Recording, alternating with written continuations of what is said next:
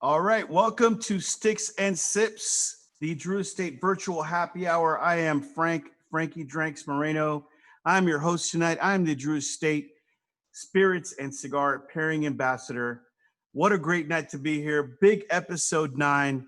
This is huge for us. We have an amazing lineup for you tonight. I couldn't be more excited about this evening, and I'm glad you're joining us tonight. We have an amazing lineup, and I'm not gonna waste any more time. I want to go right to what's on the menu for tonight. So, all right. So our happy hour cocktail in honor of our esteemed guest, we have a cocktail called the Leave No Trace, and I'll tell you a little bit more about that in a little bit. That's our happy hour special tonight. Our guests, Richard Crawford from Leave No Trace. Guys, if you haven't seen him on Amazon Prime TV, now's the time to tune in after this show, obviously. But you're going to love him. We have a guy you may know, Jonathan Drew, founder of Drew Estate Cigars. And our featured stick for tonight is a T52 Liga Privada. You can't get any better than that. And obviously, and the moment you all are here for, right? Not just me, but the added bonus is that you get to get this incredible sidecar Pappy Van Winkle cutter. All you have to do is submit a question, hashtag Ask Frankie Drinks throughout the show. And at the end, if we pick one of your questions, you're a winner. So make sure you submit that. These things are incredible. They come in this beautiful box. You guys are gonna love them. Round out your collection. Only place you can get them right here. So make sure those questions come in. And with that, let's talk about the cocktail. The featured cocktail for this evening is called the Leave No Trace, and it's a beautiful, beautiful pairing for the T52. So, what has it got in it? It's got 2 ounces of the Jura 10 whiskey, which we'll chat about later. A little half ounce of Amaro Montenegro, a little Demerara syrup, some orange bitters. I use the bitter cube bitters and a little orange twist. And this is how you put it together. All you got to do is, so the directions are put everything in a mixing glass. Make sure you got some good amount of ice in there. Mix everything together. Give it a good amount of stirs. I had a couple people go, I do 15 one way, 15 the other. Make sure everything gets incorporated. Make sure everything gets chilled and we get the right dilution. And then you want to serve it over some fresh ice. If you have a big ice block or a big ice ball, that's perfect. And you want to garnish it with a little orange rind.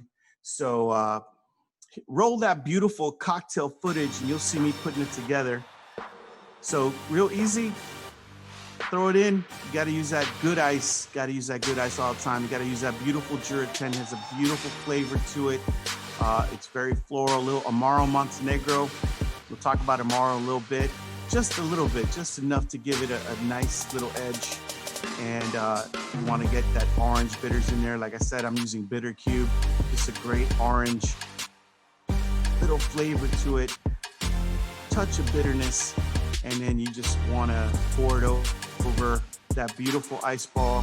You guys got to get your own homemade ice ball because that's the only way to drink, in my opinion.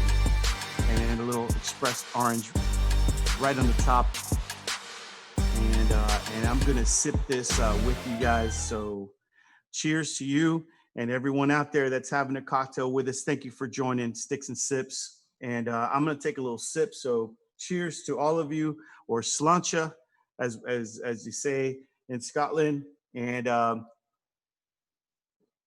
as I'm saying a quick toast here, just wanted to say why I chose this one. Jura is a beautiful, beautiful spirit, very well balanced, and this cocktail is like sweet. It's unctuous. It's delicious. It's what I called rich. It's luxurious. And with that, we're going to check into our guests in the Zoom lounge as we're talking luxurious. So let's start with Mr. Richard Crawford. Welcome to Sticks and Sips, Richard. Hey, Frankie, how you doing, man? Thank you for having me on here. It's an honor for me. It's an honor for Drew Estate to have you on board. And I made the Leave No Trace cocktail because it's everything that you stand for. It's all about luxury and the luxury experience. So, Slancha. Slancha, my friend. Next up, I've got my man Joey, creative director for Drew Estate, Joey Reichenbach.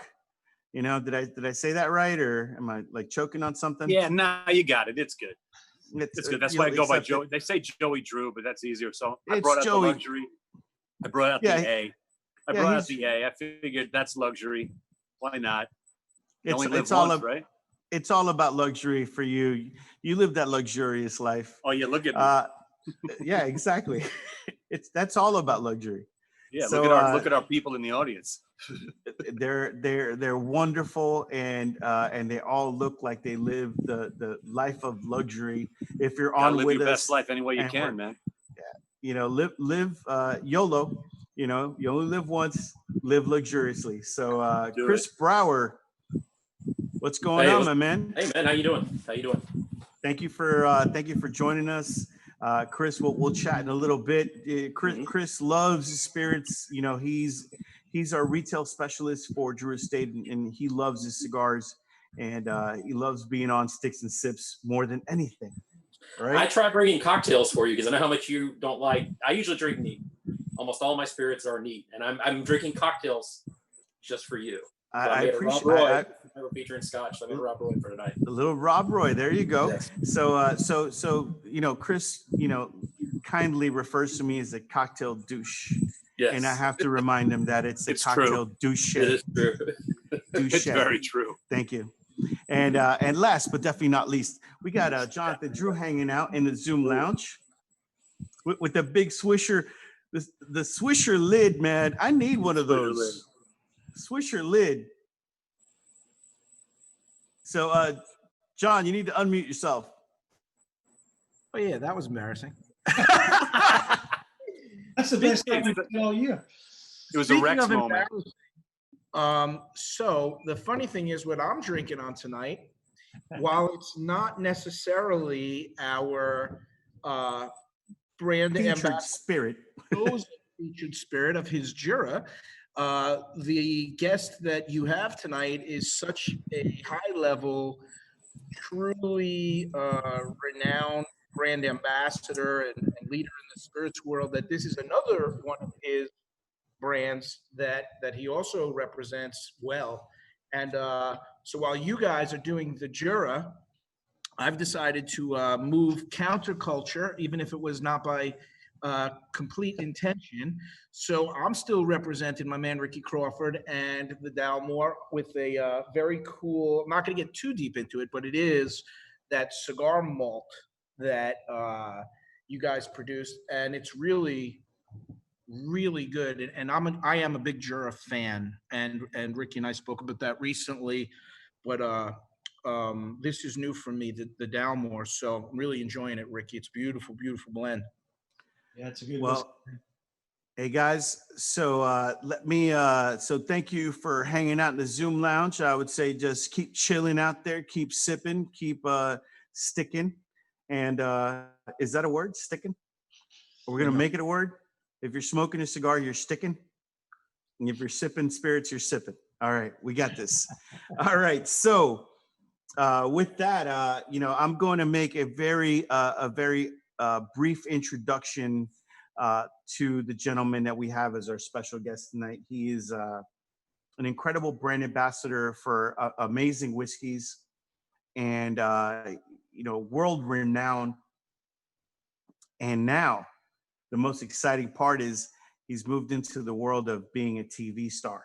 So I am more than honored, beyond honored, to be to have Richard Crawford, star of Leave No Trace on Amazon Prime, with us tonight. So Richard, welcome to Sticks and Sips. Oh, thank you, Frankie. I got to say, man, I'm not sure I can live up to that introduction. Thank you very much. I could have gone on and on, but it's just so everyone that's watching is you know, you come from a whiskey ambassador background, and I've had the privilege of working with a lot of great whiskey brand ambassadors through different projects that I do in Miami and whiskey fests that I've been to, and been able to hang out with the good people, as we all know. And so tell us a little bit about you and about how you got started as a whiskey brand ambassador. Yeah, sure. Actually, one of my good friends was on your show a couple of weeks ago, Simon Brooking. Good man from Lefroy. Him and I go back a long way, especially in the ambassador world. But yeah, I grew up in the Scotch whiskey industry because my dad and my uncle both worked for what is now a big competitor. Begins with G and ends in Glenfiddich. And they worked there for 25 years, and I didn't quite have the appreciation for Scotch whiskey at 17 years old when my dad asked me to try it. And really, the first time I got into it, where I was representing Scotch whiskey, was I actually came to the States. I came in 1991, attended the University of Alabama, believe it or not. Like to tell people I got a 4.0, but that's my blood alcohol, not my GPA. So we won't talk much about school. But there was an organization, a whiskey group in Alabama, that asked me to come along and talk about the whiskey. I was pretty well versed on it because I grew up with my dad and stuff in the industry. So I knew a lot about it. I had a Scottish accent, so regardless of what I said, they were going to believe me anyway, right? So even if I make this stuff up, they're going to believe what I say. But I worked for about 10 years with another big brand, Glenlivet, and I was their national spokesperson here in the United States for a long time.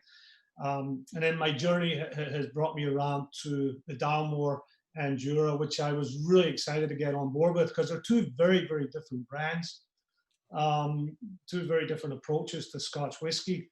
And within that very quickly described timeline, I had the opportunity to jump into television too with Leave No Trace.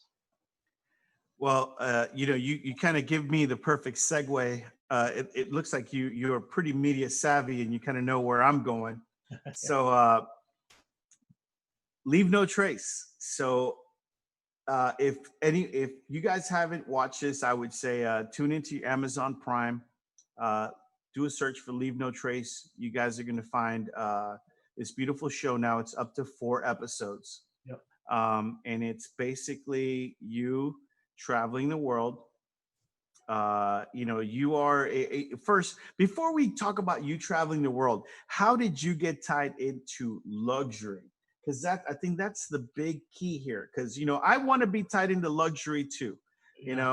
So I'm starting with Drew Estate. So I'm there already. So I just need to make the other big jump. So how did you get tied in to luxury? Well, look, Frank, you can't jump any higher than Drew Estate. Come on, man. Where are you going to go from there? That's the pinnacle. That's the pinnacle right there. Luxury. To be honest, I struggle with it sometimes. To be honest, I grew up in a very small town in Paisley, blue collar. Mom and dad worked all their lives.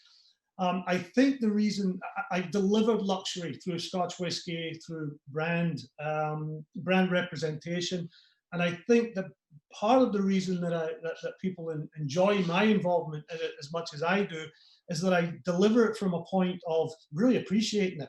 Like I don't come from a luxurious background, so everything that I do is, when you see my reaction, is like, holy crap, this is amazing! I can't believe I'm here. That's how I really feel. Because I can't believe that I came from this little blue-collar family in Paisley, Scotland, and then suddenly I'm traveling the world and very fortunately, very, very fortunately get to experience all this amazing, luxurious stuff. And I believe that I will always have that know my roots aspect of it. And I think when you can keep yourself grounded like that, then, when you talk about luxury, people tend to enjoy it a little more, rather than be douchey, about it and saying, I've always been luxurious. And I try to bring a different angle to it. Well, I certainly appreciate it, except for that douchey part, which is something I fully embrace. But I was douche. So in that aspect of it, when you watch Leave No Trace, you really do, that really does come across. And much like myself, we don't come from a storied history, imbued with luxury. And so when you have those moments in your life when you can truly experience them, it definitely comes across as genuine. So now we will talk about Leave No Trace. Okay. And so tell us about what Leave No Trace. First, tell us what was the thought and process that brought us to the TV program Leave No Trace? Leave No Trace. So actually, the journey started off as another television show. It started off as a television show called Out of the Ordinary. And that literally was us just traveling around the world and doing these out of the ordinary, luxurious experiences. And as we were doing it, we realized, look, there's nothing at stake here. Like there's nothing to really pull the audience in. A guy runs around the country with his run around the world with a cameraman and sound equipment, and yeah, it's all good. So it's been done before. What we realized while we were shooting these episodes, but everywhere we were going, they had these underlying programs and philosophies that they really cared about the environment, the social responsibility, the ecotourism aspect of what they were doing. They realized that it's one thing to bring people to their experience, but they have to make sure that there's no footprint while they're doing that. Otherwise, 10 years from now, what they're highlighting and what they're representing is not there anymore because tourists have come and ruined the whole thing. So we thought it was a really interesting way to also prove that just because something's luxury and just because it's out of the ordinary doesn't mean it cannot be eco-sensitive, cannot be sustainable, or cannot have some kind of social responsibility. Up until that point, we felt like if you said ecotourism, the image that everybody got was, hey, I'm going to live in a mud hut and eat berries, right? Barefoot, yeah, well, all the bare essentials ripped away, and it's not the case. And the other fascinating thing is a lot of these organizations that we visited in the show didn't have to do it. For the most part, it was a detriment to their bottom line. So it says a lot. It says a lot about the fact that they were willing to invest in themselves and the environment at a cost to them in order to make sure that they were reducing their carbon footprint. Having watched the show, and you started with episode 1, yeah, and you couldn't have started a better place, for me as a connection. You started out in Peru, and you started out in Cusco, and that was just an amazing episode. Being part Peruvian and having been there 2012 and seeing your show made me incredibly nostalgic for people that go there. And you were working with Inca Terra, amazing organization, by the way. Yeah. And just going out to the ruins, which everyone flies into Cusco for one day. They go to Machu Picchu. They visit the ruins and they come back out. And your commentary on the impact that makes was very. I thought it was very deep. Yep. And but what was the total experience for you in Cusco? Because when I was there and being part of that heritage. Yeah. It was not incredibly emotional, but it's spiritual. Yeah. So did you feel the same? Yeah, I mean, I feel that way, to be honest, when I travel the world. What I have found out is that no matter where you go in the world, everybody's the same, man. Everybody has the same good heart for the most part. Everybody, their priorities are family, community. And you see that no matter where you go. I will say this, Cusco, we didn't stay in Cusco very long, and we drove in Cusco, which was an experience in itself. Once we got out of the city, we had our other dangers that you'll see on the show. We ended up getting lost on the side of a mountain that our car was not supposed to be on. But yeah, everywhere I go feels quite spiritual, actually. I always feel like, again, going back to my childhood, real sense of community, real sense of family, and it's the same all over the world. People just want to be happy, just want to do good for other people for the most part. Well, I certainly appreciated that first episode, and then you went to you were in I believe second episode was you were on an island in Thailand. Thailand. Third episode, you're on you're in a ranch at in New Mexico, and then finally, your newest episode, you're at the Huilo Reserve, in the Patagonian rainforest in Chile. Yep. And I watched that episode with my wife, and we're like, we're going there. Yeah. That's where we're going. So, I mean, that's your latest episode. So what was that like? Because that was beautiful. Yeah, Patagonia, Chile was a really good experience. The good thing too was we didn't have to travel far. You got a whole representation of the rainforest, all the problems they have, all the things they're doing to fix it. Beautiful, beautiful scenery, absolutely incredible. I mean, you'll see in the episode, I was, rowing raging rivers, climbing mountains, in the middle of the rainforest. Got to do one of the longest and highest zip lines in the southern hemisphere. I mean, we got on this zip line and literally you're still going after about 2 minutes, and you start to be like, when is this thing going to stop? So we got to see it from all different angles, and it was an incredible, incredible place. And some of the things that they're doing there in order to make sure, again, that there's no harm being done to the environment. All of their architecture, all of their accommodations are all built with using materials from the forest. And it really, like, you're in a restaurant and there's trees in the middle of the restaurant because they didn't want to cut them down. They wanted to build around them. So you really feel like you're part of the rainforest. Well, when I saw that part of the episode, I mean, I was not only just so you guys can know, he's going through the rainforest. He's riding his mountain bike because he's got skills, and he's doing all this great stuff. And then he's like in the rainforest, and then he's skiing on a volcano. So you're just going, what an amazing experience. And then at the end of it,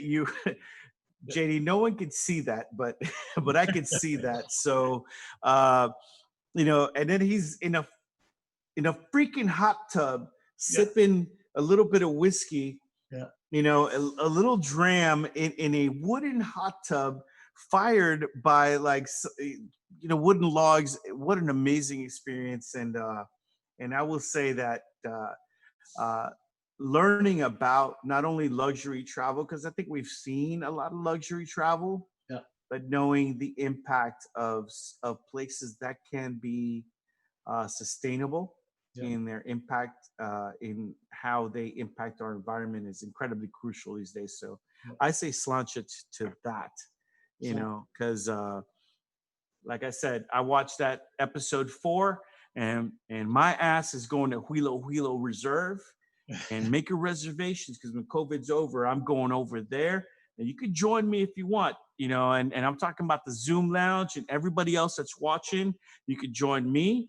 We'll be hanging out at the hot tub, sipping a little dram, which I saw my boy Richard sipping out of a big old wine glass, which I go, hey, it is what it is, right? You take it where you can get it. Right, exactly.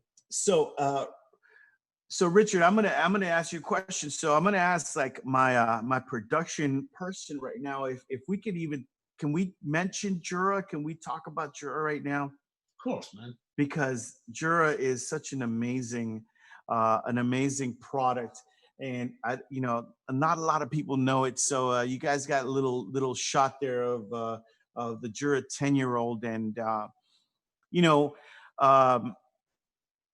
I don't know if Richard, if you're familiar, with all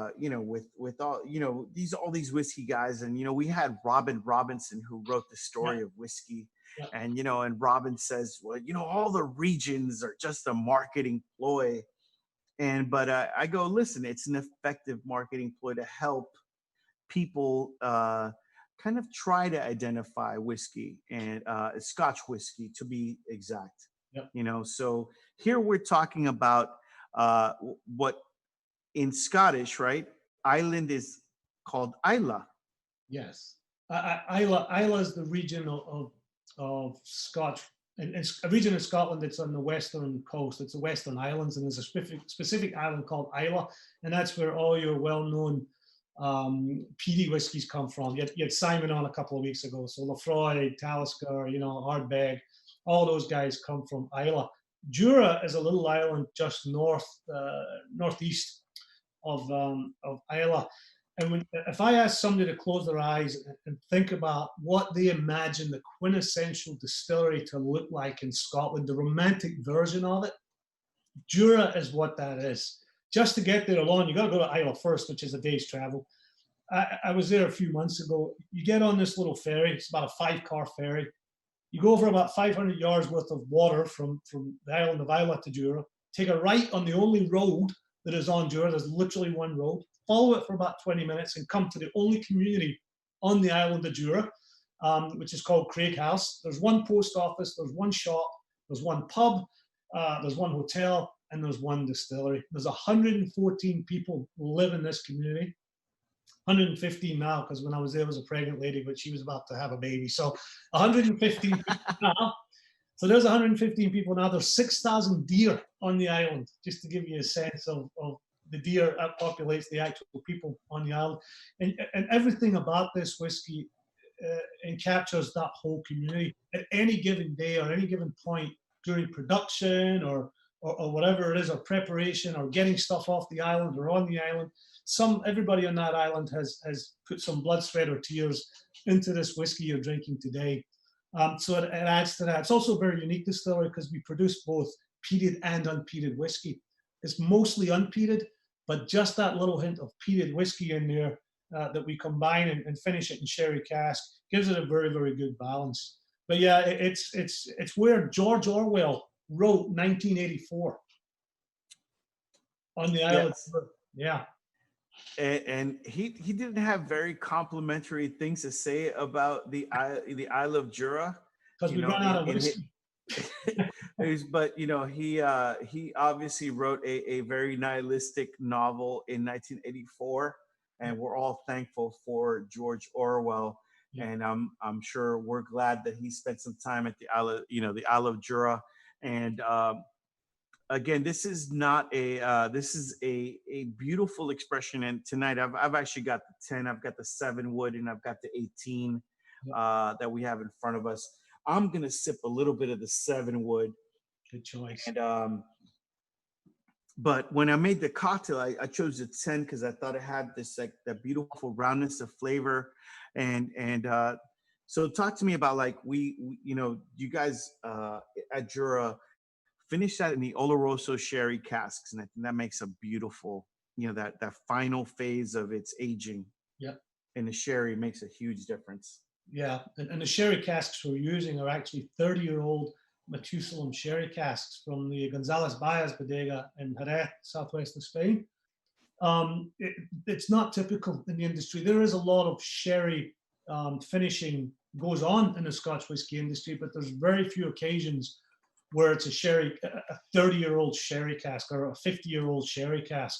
So the flavor is really deeply ingrained in the cask there, which gives Jura that little extra richness and fruitiness that comes, even with a little bit of peat in there, you can still get that rich fruity essence of it. The 7 wood is interesting because the 7 wood is 7 different casks, not from Spain. One of them is Americano new cask, and then the other 6 casks are all from France, different parts of France. It's pretty. I've tried all of them. I come back to the 7. Yeah. Because they have this certain dryness and unctuousness that's part of it that becomes, part of that palate. And it's like just like this beautiful expression of whiskey. And then we were chatting earlier, and we're talking about going down rabbit holes, and rabbit holes in Scotch are vast. Yeah. Are vast because every maker not only has a difference. Jura's not Lefroy. No. It is an island whiskey, but it's not an Isla style peated whiskey. And getting the people to understand that every distiller has their own vision, their own history, and their own way of making a product, I think to me is incredible. And I'm a huge advocate for experimentation. Yeah. When it comes to pairing. Yeah. And before I let you go, because we're not letting you go for the long term, we're just taking a small pause. I want to show everyone a little clip from it was a little while back, not too long ago, where you visited the Drew Estate factory. Oh, So if I could get my producer here and the entire technical team to roll that beautiful footage, now is the time. So the thing that really hits you about the whole Drew Estate process is the craftsmanship and the very fine attention to detail in every aspect of the cigar, from growing the leaf to the packaging. These guys really paid attention to what matters, again, right down to the tiniest detail. Incredible stuff. It's what makes their cigars so special. As we're looking at one stalk of tobacco right here, what we're thinking about is the 3 different main central parts of the plant. Starting at the bottom, we have what's called the saco of the plant, and the farmers will come and they'll pull these leaves out. As they move up, it's called the viso. And from there, the farmer and the farmer crew will take out the viso area of the plant, the central part of the tobacco. And as you can see, what are you left with? You've now taken out the saco, you've taken out the viso, the center part, and you're left with what we call the oro, the gold. And the top of the plant being the ligero, or on some farms, the wrapper. So this top leaves, these are all called primings, and each one of these leaves are sections throughout the plant as you break it down. So that was a little flashback for you, Richard, and for you, JD, as well. So you coming down to Cigar Safari, coming down to the factory, coming down to see what we're all about, and we have that great bond with you for you to understanding what it takes to produce a product that much like Jura, much like Dalmore, the love and care that goes into producing a consumable, and so many hands go into making this consumable, and it truly is the epitome of luxury. So you are the epitome of luxury. I want to be you when I grow up. So I want to thank you for being part of Sticks and Sips, and don't go anywhere, because I'm sure we've got questions coming up, and I just want to remind everybody, you got a question for Richard, hashtag Ask Frankie Drinks, and give me a question for Richard, and you may have your chance to win this beautiful cutter that we're giving out tonight. So Richard, thank you so much for being part of Sticks and Sips episode 9, man. I hope you come back, because I want to chat with you. I've got my own show. You've got a 30-minute on Amazon. I got a 5-minute on YouTube. So, so you can give me some tips and pointers on how to make bottom of the barrel grow, because I certainly admire what you do and your mission. So cheers, Slancha. I'm going to keep sipping this 7-wood because I love it. It's amazing. Thank you. So with that, now I'm back. It's just me, but it's not just me for the run here. I've got somebody that I may know. I believe he may be the founder of Drew Estate back in the day.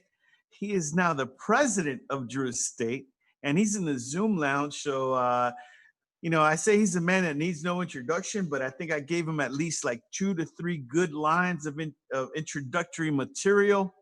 If you don't know this man, you need to know him, and here's your perfect opportunity. I've got Mr. Jonathan Drew, founder of Drew Estate, in the house to talk about the beautiful pairing of T52 with this amazing Jura. What's up, Frank? Great show.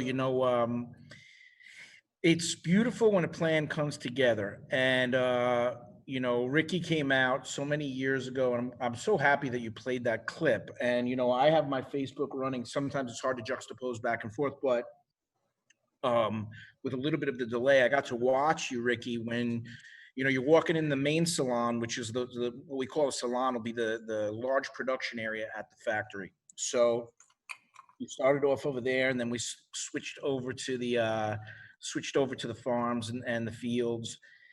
And that trip was so great, man. You had a great crew with you, and the level of professionalism, and just, I learned things. And Frank, you said something tonight that was very interesting, is you used numerous times the word luxury.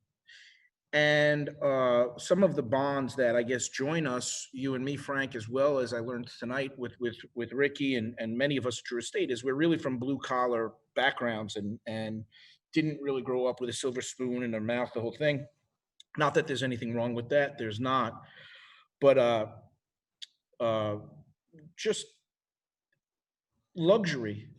What Ricky taught me on that trip in Nicaragua, he came to visit us, stayed out there for a number of days, did a great show, was affordable luxury.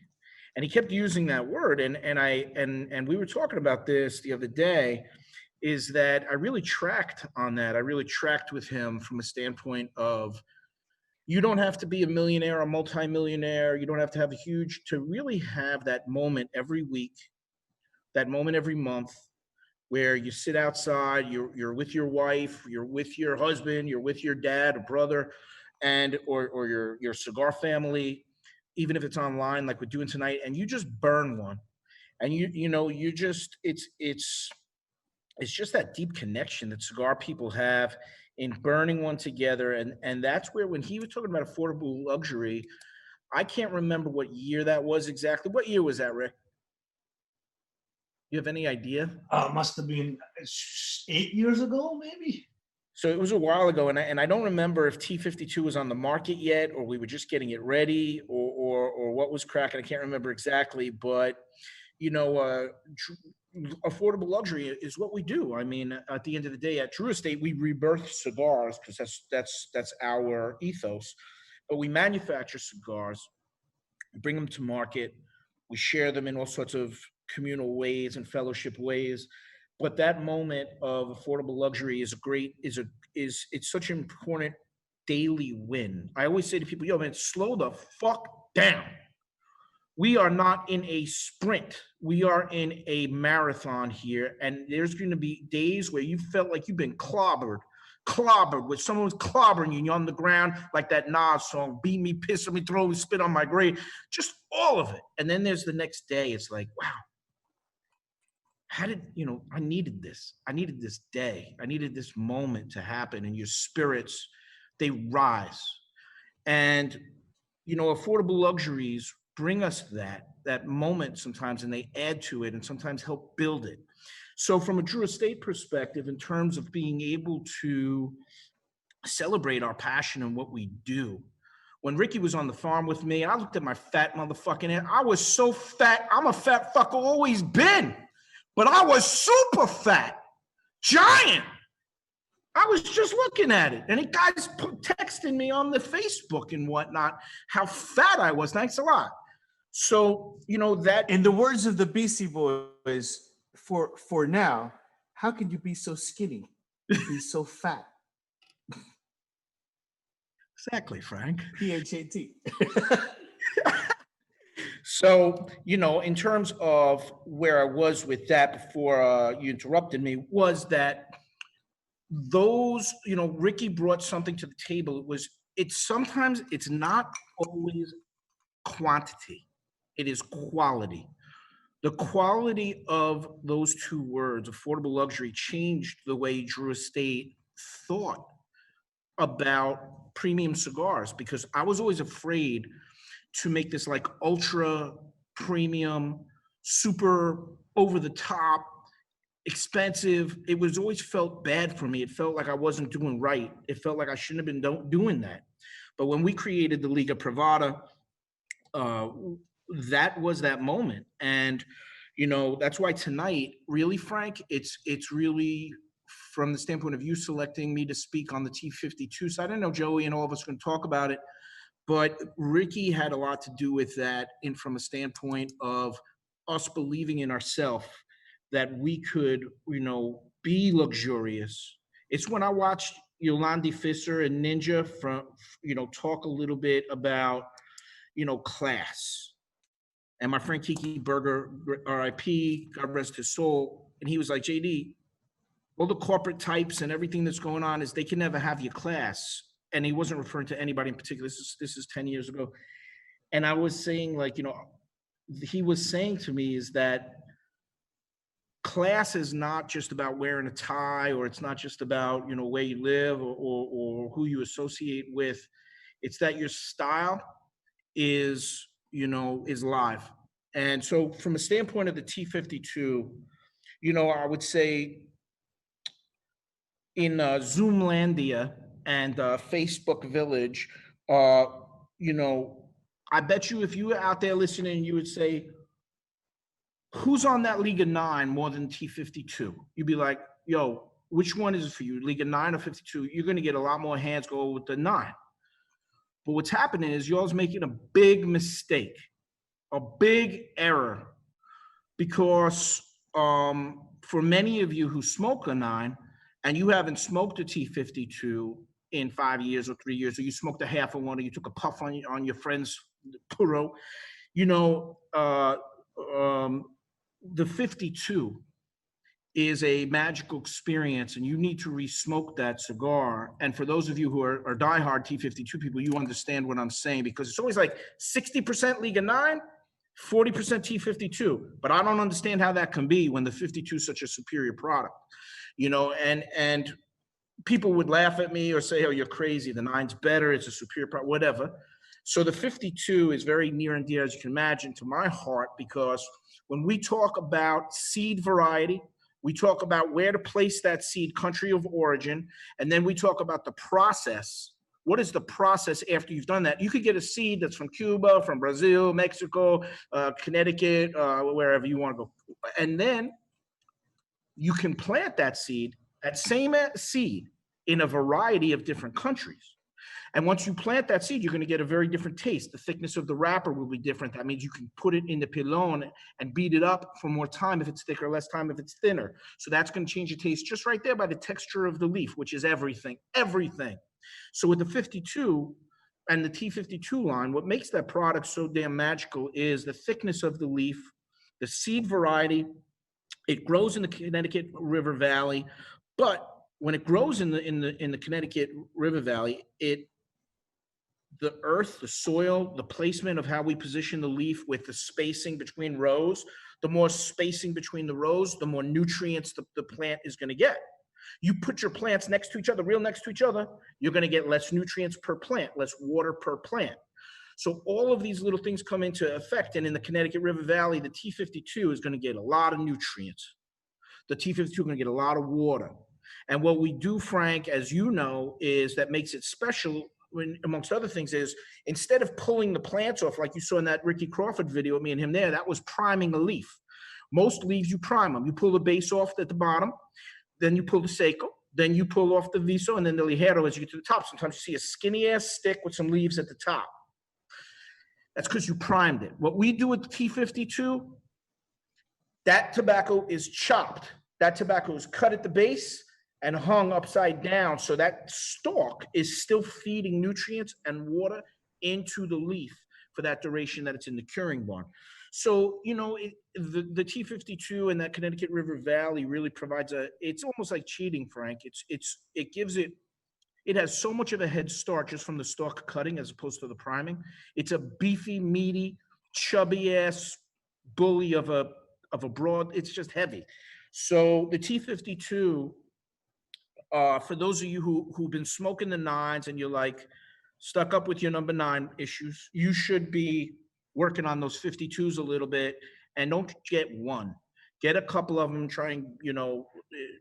and I know it's expensive and everything like that, but if you're buying 9s, you're spending the same money anyway. So it's not about smoking one stick. When you really try, I don't care if it's a Padron or a Fuente Opus X or Drew, if you're going to try a new brand, a new expression, an undercrown shade versus an undercrown sun-grown, a Liga 9 versus a 52, whatever, you can't be buying one stick and smoking one stick.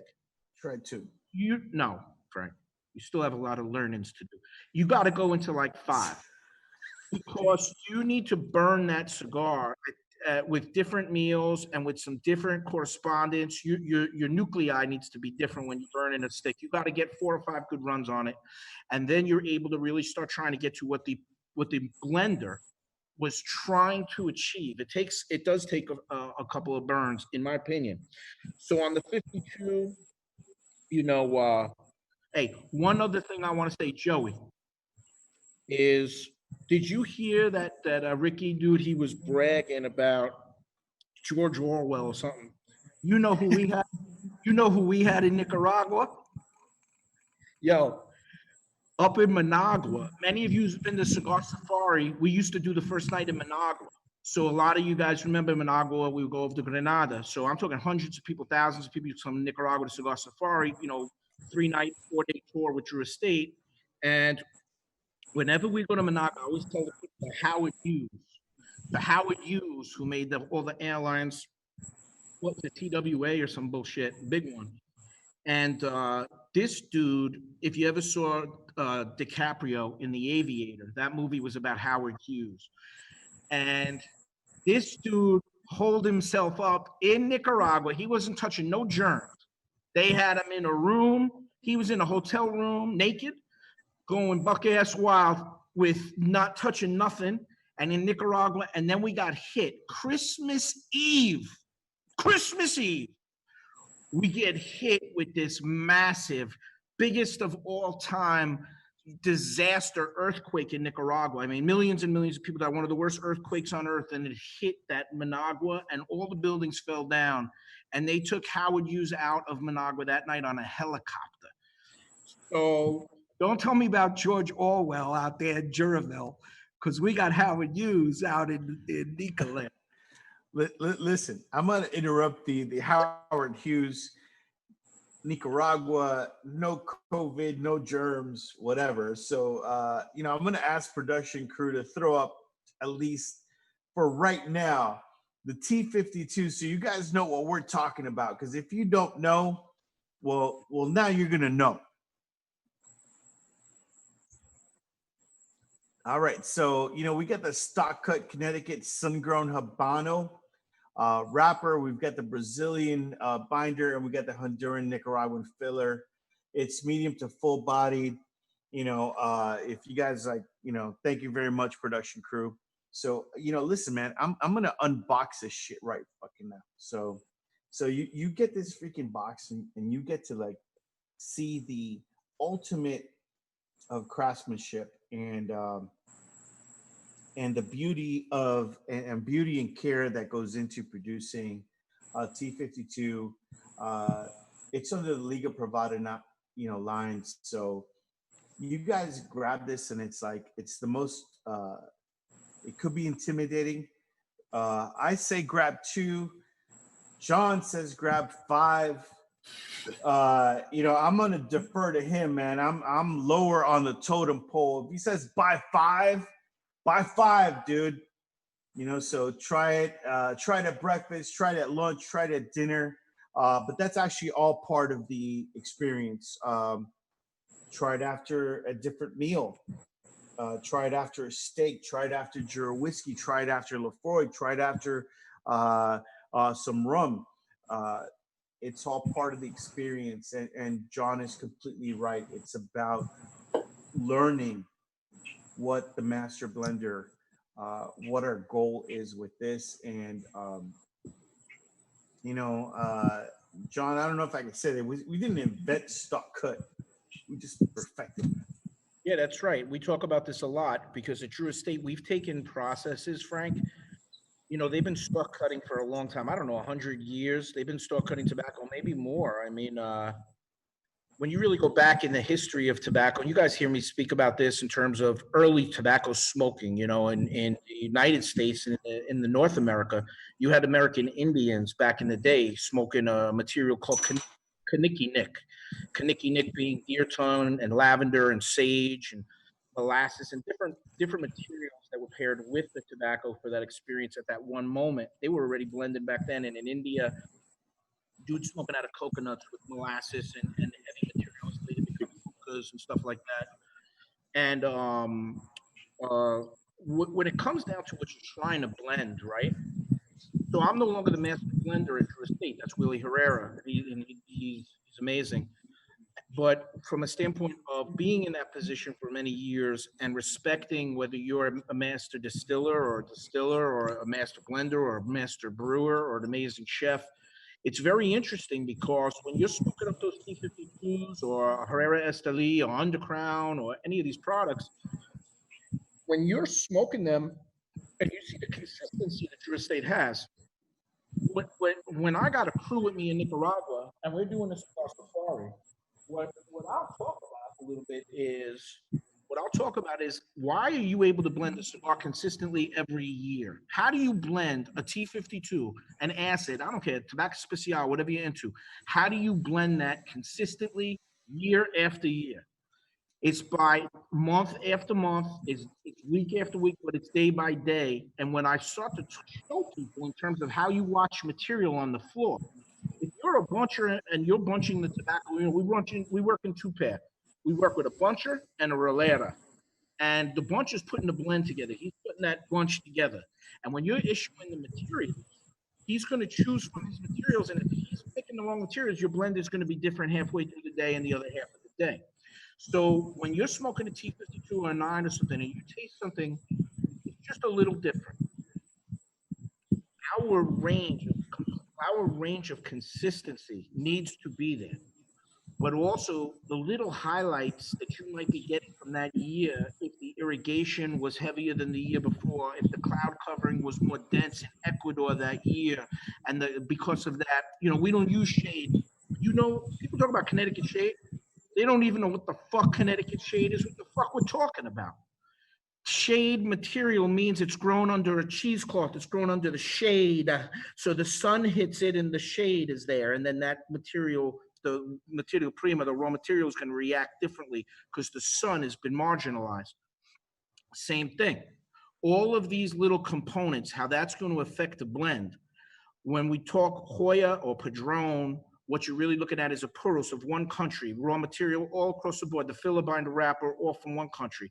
With the Liga Privada and the T52 in particular, what makes this very interesting is this stick is got the wrapper on that Connecticut River Valley. You got a Brazilian Matafina as a binder, which when you really think about that is ridiculous because that's two heavy tobaccos and you never put a heavy on top of a heavy leaf because the shit don't burn.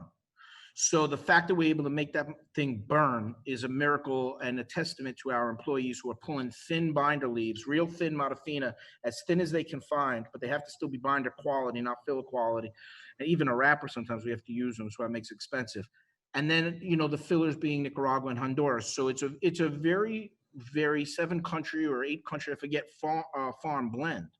So usually if we're talking about vertical blending and horizontal blending, the Liga Privada is going to be able to just, it's a miracle of a product, especially the T52, but we didn't invent the shit. Stalk cutting has been around. It's biblical. It's been around for a long time. But what we did was, I don't even think we perfected it. I think that what we did was we gave it the Drew Estate feel and touch and the Drew Estate processing and our commitment to letting that tobacco sit 2 to 3 years in a pilon in the bulk and let it ferment until all that, you touch a tobacco leaf, it's sticky, right? What happens is that why it's sticky, it's got that grasa, that gum on the bottom, that thick, gooey. When that gum burn off, that's it. You can't pilon it no more. You'll ruin the leaf and it won't be sound no more. You ain't gonna grow no wrapper. So what we're doing with the Liga Privada, it's a very complex process. And I think in terms of Jura, and what I like about this Jura, and I told Ricky the story a couple of weeks ago, we were talking, and when I went to Nicaragua on a trip, I saw the Jura for my first time. I don't remember how many years ago, probably 6 years ago, 5 years ago. And the Jura was there at the duty free. And it was the one where they did it from a storm or something. And I looked at it and it was a real peaty one. It was very peaty, very peaty. And I kept buying it for the cigar safaris and dudes were freaking out on it, but I really enjoyed it and still continue to enjoy it, to enjoy the Jura. And I watched a video that you guys did in Brooklyn, and you did a Jura Brooklyn. Joey, you see that one? The Jura Brooklyn? You unmute that motherfucker. No, not at all. I haven't seen that one. What'd they do in Brooklyn with Jura? I'd like to know that. Ricky. Tell us. Yeah, we had a, oh wow, we just got thrown a light here. We had a special release that was released in Brooklyn, and it was just a flavor profile that was very diverse, very complicated, and kind of represented Brooklyn. We thought about rolling it out to all different cities across the United States, but Brooklyn was kind of the test market. But it's a fantastic whiskey, beautiful, beautiful whiskey. You probably have a difficult time finding it at this point. It was a very limited release. You know what's cool about it was what I loved about it. You can find it on YouTube because that's when I saw it first. It was years ago already. Was you had brought in all these Brooklyn people. There was like one guy owned a butcher shop, and another guy was a shoemaker, and another guy was a cake taster, and another guy, whatever, all these strange people. And they like worked to help like create this Brooklyn blend. So it was so communal. It was so like, Joey, you will. Yeah, it's blue collar, man. It's blue collar like all of us, you know, and that's the magic of it. So that you had blue collar generating an affordable luxury. And that you can't say more than that. Yeah, there's all craftsmanship focus, craftsmanship community, you know, skill set, time, essence, all of that stuff. So that's why we brought those different people.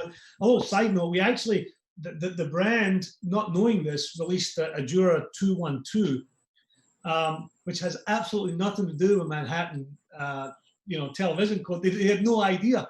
So everybody's like, oh, this is for Manhattan 212. Like, no, that was for another reason. But that's in travel retail. I think it's in duty free. Well, I'm gonna pipe in now because you guys are like freaking hijacking my show, you know. So that happens a lot. You know, yeah, I realize that. So you know, so I'm gonna pipe into about, you know, what it means to have affordable luxury, and you know, affordable luxury is really about the experience. Whether you have a T52 in hand or whether you have a factory smoke, it's about the experience, and you connecting with the brands is part of what we do. And the experience above all things is crucial in the enjoyment level. So, John, I'm gonna have to cut you off, man, which is a very difficult thing. I even changed my hat though, bro. Okay, yeah, I appreciate that. That's awesome. But I'm gonna have to cut you off right now. Do it. I love you. Because I'm gonna ask my production team to throw up a freaking graphic about some shit that's going down tomorrow night. And tomorrow night is something called Freestyle Live on Facebook Live. So whatever you're watching right now, Facebook Live from 7 to it says what, 9? Bullshit. We're going to like 11:30 because I know these people. They say 9, but it'll be 11:30. But yeah, JD's saying no. Yeah, he'll be on till like 11:45. You know, so tomorrow night we are debuting Freestyle Live. If you guys are not in the know, this is the time you need to tune in, because this is the biggest show for Drew Estate the entire year. So Richard, I know Joey's going to be tuning in. I know Chris can be tuning in, but we have some amazing things, and we have like amazing raffles. And we have the survival kit, which is your backpack, flashlight, pocket knife, plus I've got the freaking crew over there. You're the rat lighter. You know, hey, listen, I freaking just closed this box right here. So you're the rat lighter. This thing is amazing. It's hefty. It weighs like 75 pounds. Let me show you how strong I am to just hold this up with one hand. But this thing is massive. This is you're the rat lighter. And not only that, but I'm going to step back for a second. So here we go. Here it is. Freaking Liga Privada number 9, freaking humidor. I'm gonna try to open this shit. So, cause it's heavy as hell. Look at this thing. You can smell the cedar. It's so amazing. We're giving this away tomorrow night. So you got to tune in Facebook Live, our big Freestyle Live show. listen, I can't pimp this anymore. I'm not even gonna be on the fucking show. So that's all that matters. Yo, No, I'm taking the fucking night off, dude. I fucking work like 9 freaking weeks in a row. I'm taking the night off. I may watch, I may freaking pipe in. But tomorrow night, I'm just gonna hang and watch some people win some incredible stuff. And so make sure you tune in. And with that, I'm gonna move into the listen. Should I check into the Zoom lounge? Just go right into the questions. Zoom lounge. Let's do a little Zoom lounge action here. Are we all drinking? Richard's been drinking for the past 2 hours. So, he just keeps on sipping there and, cigar malt, the most expensive thing that they've got going. So cheers to you. I'm going to keep on drinking my Leave No Trace cocktail in honor of you, Richard. JD, what are you drinking, brother? Yo, listen to this situation. I heard Ricky, my man, he was talking about I believe you said this. Methuselah, baby. This one that's is Matusalem, but he was referring to the Matusalem Oloroso sherry casks from Spain. And that's Matusalem rum from Cuba. Because I think this Matusalem is like pre-Castro that I got right there. No, you've got a pre-Castro, but don't say that too loud, because we're still broadcasting into Miami. So I'm just, it's pre. But you know what? There's a lot of good whiskey out there finished in rum casks. So it's not too far off the mark, JD. No, we could be onto something new. Let's take this offline, man. We got something cool cooking. Let's do this. So, Chris, man, listen, you're a cocktail guy. You're a spirits guy. Cocktail guy, yeah. All right, I'm not gonna say. Okay, he's a official drunk for Drew Estate, but I'm not gonna say that. All right. But so, what's your take, man? I mean, T52. Talk to me about it. So I go back and forth on those. So I go through phases. You smoke a lot of cigars. You tend to go back and forth. I always get that question, what's my favorite cigar? And there's no fucking answer to that. It's just what day, what time. It's, there's no way to answer that question. But I think of like T52 and 9 as like two brothers with two different personalities. You got the 9 who's, it's more lush and rich. You got T52, it's earthy, rustic. They're just two different styles, but both phenomenal. And right now I'm on the T52. That's kind of been my thing here for a while. That's the Liga I pursue is the T52. Well, I've got the lovely job of having to think about a spirit and to think about like how I represent that spirit, and then think about a cigar that I believe works well with that, and maybe making that that handshake moment with a cocktail in between, and so I thought the Jura 10 was a beautiful way to juxtapose both things. Is so for everybody that's watching, there's two concepts. You either go to create a complement, you go completely opposite, or you go contrast, or you go reinforcement. So in here, I'm going with a contrast with this cocktail because Jura is beautiful, it's delicate, and it's balanced, and it's a great complement because it's a juxtaposition to the T52, which is incredibly strong and unctuous. Yeah, it's got a lot of spice, man. That's the one thing too. The 52's got that extra layer of that spice that cuts through, and that's with the Jura, man. That's a great mix right there because the contrast is what makes that combination just come alive. Right.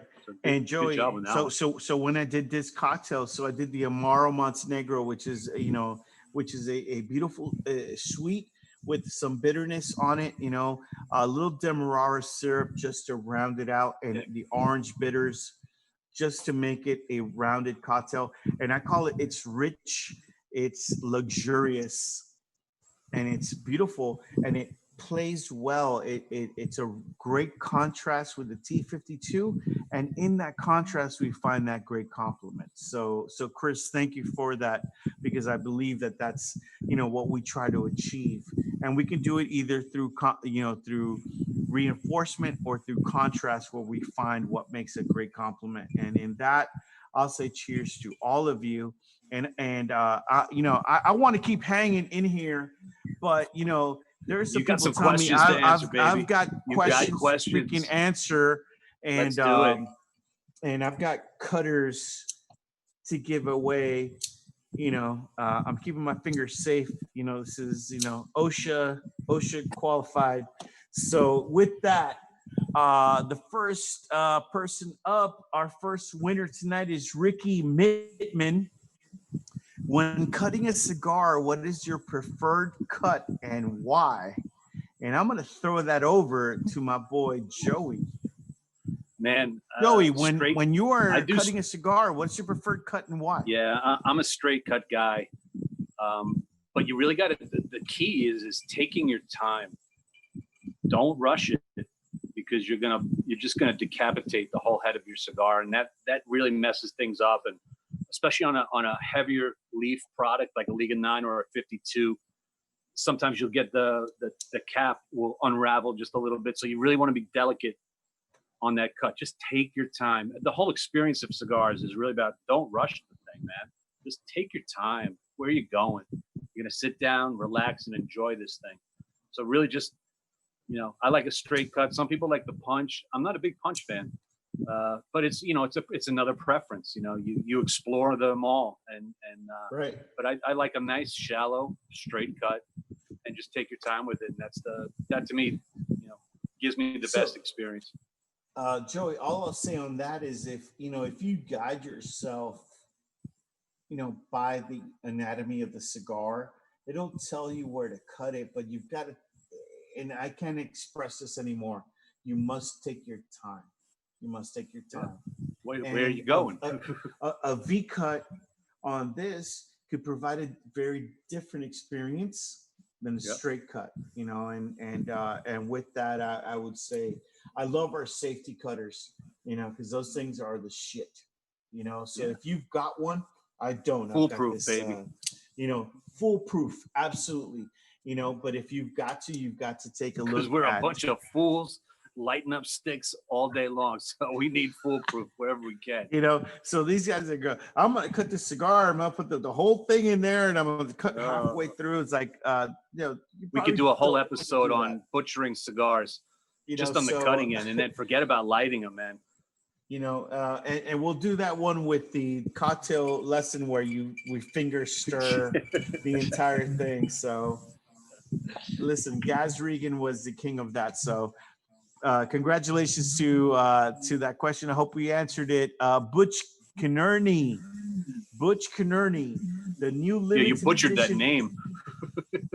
It's Kernerney. Okay. It sounds Scottish. Mick Kernerney. Butch, the new limited edition Undercrown Shady 20 announced today. What's so special about it? So I'm going to give that over to whoever wants to take that question over. What was that question? What's so special about the Undercrown Shady 20, homie? Oh, I thought it was funny because the cigar butcher.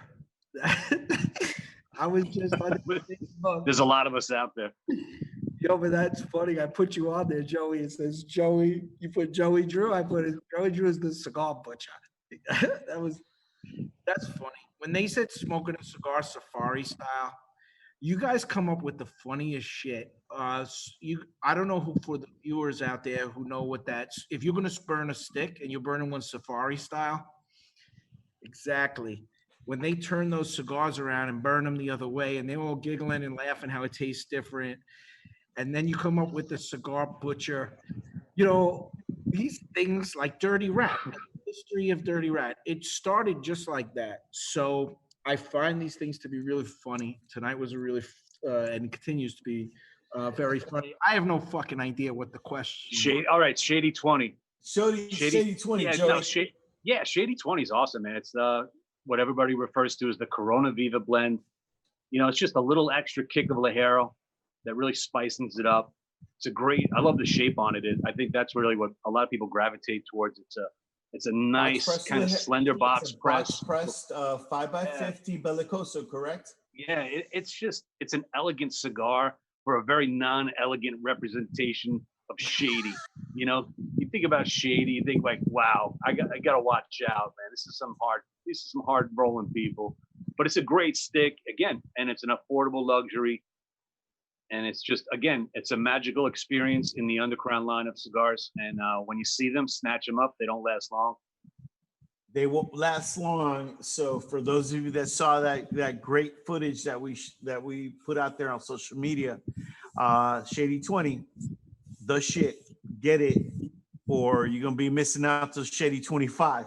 So grab it right now. So congrats on that question. Joshua Hoppenrath. That sounds like a metal name if I have ever heard one. So Josh Hoppenrath would be the lead guitarist for some Scandinavian black metal band.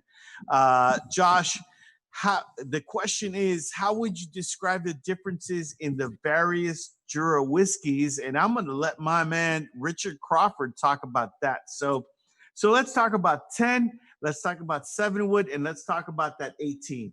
Yeah, so the 10 is going to have a little bit of a bite to it. It's a little bit of a younger whiskey, that peaty aspect to it. So again, it's not a full-blown, slap you, kick you in the nuts kind of peaty whiskey, but it's subtle enough to enjoy it. So it has a little bit of an edge to it. The 7-wood is it's balanced, it's soft, it's full of flavor, it's very, very easy, very approachable. And then the 18, when you step up to 18-year-old, again, just an older expression that has a lot of flavor profile, but has a nice little finish to it. Well, I'm gonna step up to that 18, and I'm gonna have a little wee dram, as you like to say in Scotland, just to. I think I might have lost. Oh my God, that's beautiful. That was a little the aroma. heavy. So congrats. Hey guys, I'm having some 18-year-old Jura, So save a little bit for the rest of us, will you? Not gonna happen at all. So Ken Melendez, you are the next question that we've chosen. So congrats on winning the Pappy Van Winkle cutter from Cigar, and beautifully ready to go for you. We'll send that out, whenever our people get around to it. So what's his question? Don't get too antsy. Hang on, man. It's the question is, please ask Richard, where is the one place to go on his bucket list if there is one? Yes. So Richard, out of all the places you've been, give us the one place you haven't been that you want to go. Antarctica, top of the list, man. I can answer that question every time. I want to go to Antarctica. I actually may have the opportunity to do an episode down there for season 2, which we'll go start filming at the end of this year, maybe early next year. But I've always wanted to go down there, kind of one of the last bastions of untouched wilderness. There's not a lot. Well, there is a lot there. It looks very plain and white and cold. But once you kind of scratch under the surface a little bit, all the wildlife and all the stuff down there, I want to experience that. That would not make my top 10, but I'm glad it makes your top of the list. So what's your top of the list, Frankie? My top of the list. Wait. Wait. Hialeah. When is this? How did you know? How did you know that Hialeah's at the top of my list? I heard a rumor that, and Sergio was talking about something about you guys doing a 305 Hialeah's in the house. Why are you stealing my thunder, bro? It's a Hialeah hijack, baby. Hialeah hijack. So we're gonna roll it in. We're gonna bring Willie. We're gonna bring the whole crew in. For those of you who don't know, Hialeah is a suburb of Miami, but it embodies everything that Miami is. And, we're going to have an episode, July 1 I didn't want to let the cat out of the bag, but July 1 is our big 305 episode. And low life culture on display. Willie Herrera, special guest, our master blender, because he's Mr. 305. Forget about that pit bull guy. What about Sergio? Sergio will be there. Because Sergio's Mr. Hialeah. It's a difference from 305. So, but if I were to say what's number one on my list, I need to go to Oaxaca, Richard. I need to go to Oaxaca. Whoa. That's number one. Yeah. And probably after Oaxaca, any of the other 7 mezcal producing regions in Mexico. So, but I'll start with Oaxaca, and I want to visit my boy Ulysses Torrentera. I know he's not watching, so fuck you. But nonetheless, we're gonna come down. We're gonna raid your bar because he's rebuilding it right now because they're under COVID and they're locked down. But we're gonna go hang out with that guy in Oaxaca, and then we're gonna go visit some stuff. Richard, you're welcome to join us, man. JD, you too, man. I think you could bring the Leave No Trace crew. You could hire me as a spotter. I'm good, man. I'm good. I'm available these days. We need stunt doubles, Frankie. I'm not riding a bike for you, man. I'm not riding a bicycle for you. I'm just letting you know that. But that's fantastic. So yes, that was our top 10. Richard wants to go to Antarctica. I want to go to Oaxaca. And JD wants to go to Hialeah. So, all right, Christopher Gomez. Wait a second. Gomez, well, wait a second. Listen. So, going back to that, we were supposed to be doing an annual marketing retreat where we go to some Japan or some bullshit. We were supposed to be moving all around, triangulating. And why are we not going there, taking the marketing department? Because whoever we would take there, only like a good 50% would come back. And we can't afford that, man. We can't afford that type of loss, man. 80%, yeah, 80% recovery, we're good, but 50%, that's not a good bet, man. All right, go back to you. I hear that from the top. So Christopher Gomez, what DE cigar would you pair with Jura, and is the Jura neat or on the rocks? And that one I'm gonna give to like Chris Brower, man. Well, let's see here. Definitely gonna be first of all, do you like T52s with Scotch? Yes, I do. With me, it's gonna be neat. I'm not a cocktail douche, so I'm gonna definitely drink that shit straight. Maybe a little touch of water to it, kind of open it up. But there's a lot of stuff that pairs with Scotch, man. Just about any traditional cigar. Pick a cigar you like, put it in there. Fire cures are great. We talked about that before. That's one of the best pairing cigars we have out there, especially with Scotch whiskey. For this, I'm gonna say for this 7-wood. Yeah. I'm just in love with this, Richard. This 7-wood is money. This is like my money Jura. I get asked all the time, pairing Scotch and cigars. I have no formula for it, man. If I've got a really good cigar that I like, and I've got a really good Scotch that I like, how can it not go together, right? Yeah. So I got 2 things going on at the same time that I completely love. It works. So I would say to Chris, I'm a big advocate of experimentation. Right. You must try the different, either different marks or different cocktail. Try to have them at the same time of the day. Those things do matter. What your palate goes through the day affects the flavor profile. So try them. Try different things. I mean, it could be an ice cube. It could be some drops of water. It could be a cocktail.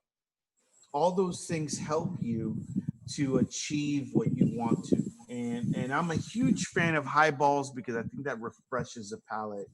And I think that a Jura 10 highball and a Jura 10 neat, and you're kind of like A-Bing with your cigar.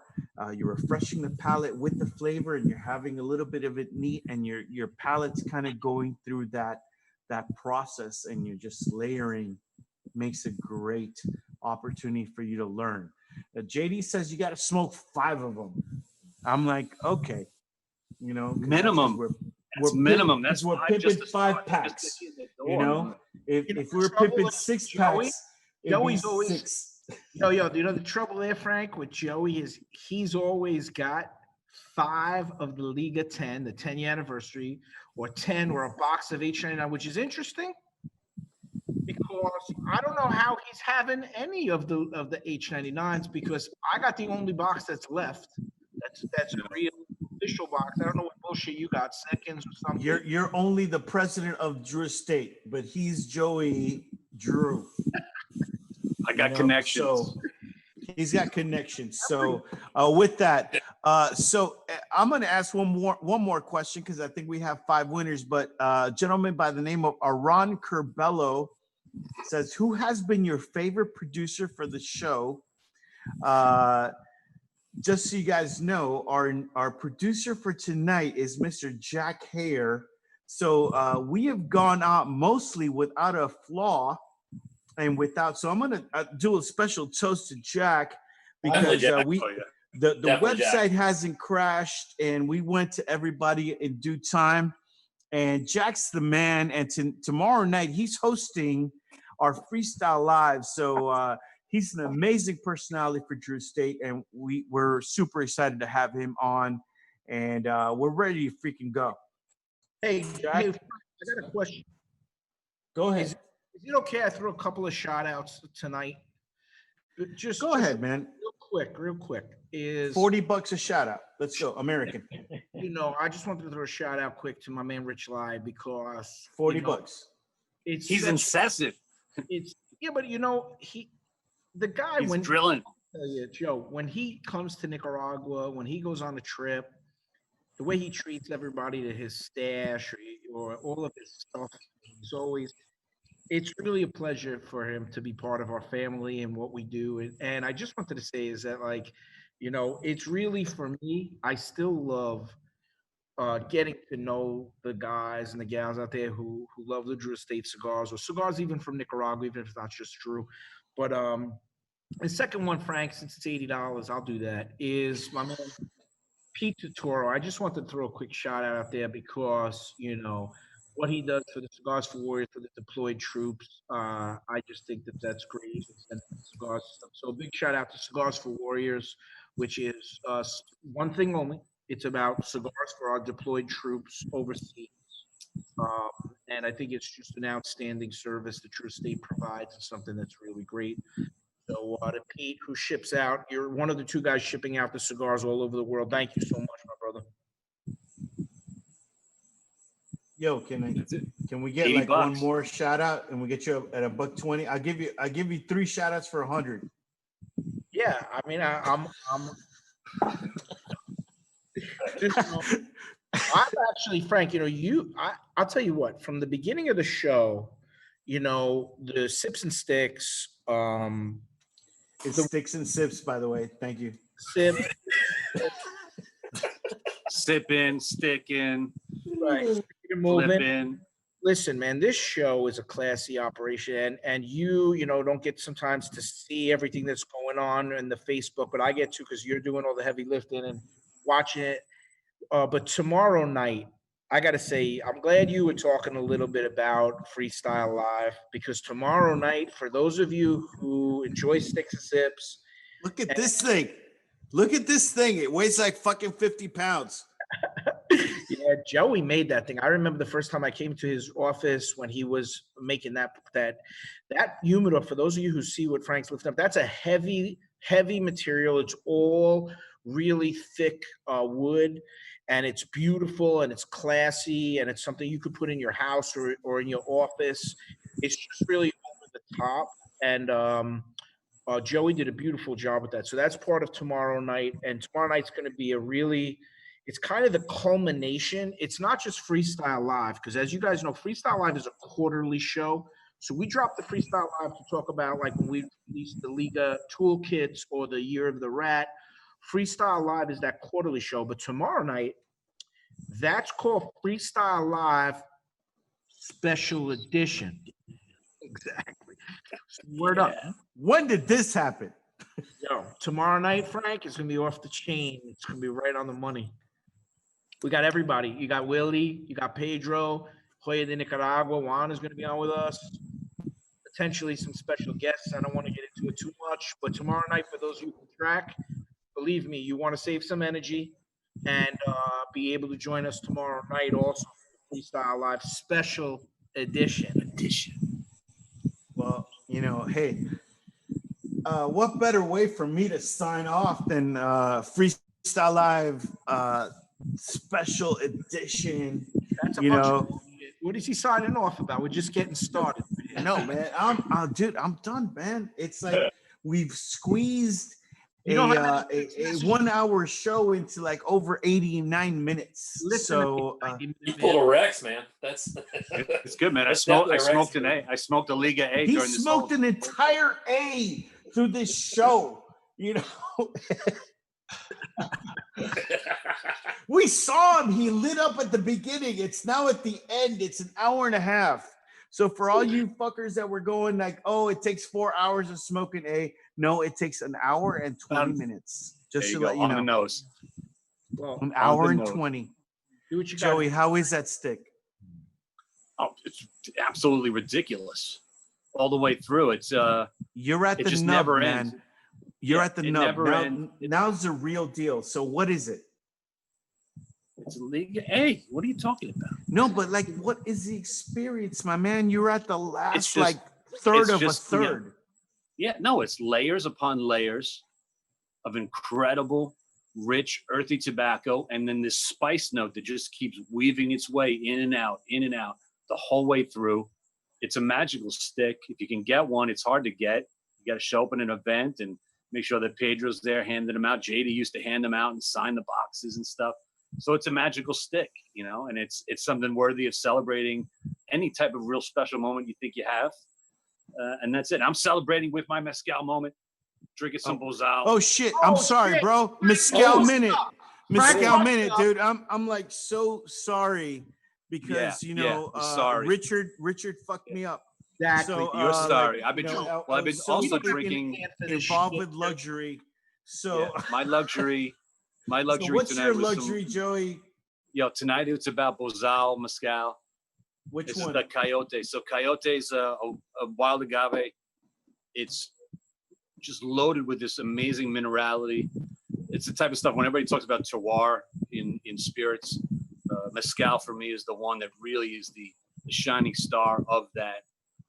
It's just so unique, so flavorful, and just can't recommend it enough. I know a bunch of people have tuned in and said, "Oh wow, I'm gonna try some of this," and they're going down the rabbit hole now. And that's really the fun part, is going down the rabbit hole, experiencing different things, different combinations of things, and that's the luxury of it all. So it's fun. Right. It's all about the experience, and I think that that in a way we all are involved in the world of hospitality, and I think Richard can and would vouch for this as ambassadors of our craft, be it cigars or be it spirits. It's all about hospitality, about making people feel welcome to our world. And if they can enjoy a small luxury for a small amount of time, it enhances their lives. So with that, I'm going to say cheers. Yeah. Cheers to that. Richard, you're coming to Oaxaca with us, right? Hi, my friend. I'm in.